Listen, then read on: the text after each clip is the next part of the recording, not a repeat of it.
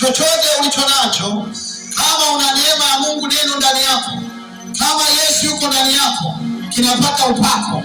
Nguo yako inakuwa na upako, masauti yako inakuwa na upako, chochote unachoshika kinakuwa na upako. Na ninataka majira haya kupitia kitovu lililoshika, vile roho zilizounganishwa vikaharibike katika jina la Yesu.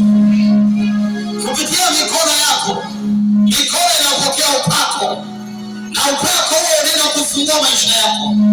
Kupitia mikono yako, maisha yako yanaenda kubadilishwa. Kupitia mikono yako, amini tu, maisha yako yatabaki yalivyo. Na wakati umegusa kitovu, simama, vuta hewa ndani.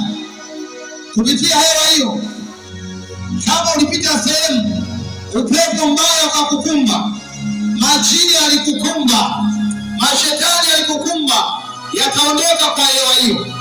Kama alivyokukumba, tumbo likaanza kuuma, kupitia hewa hiyo magonjwa yataondoka, unapona sasa.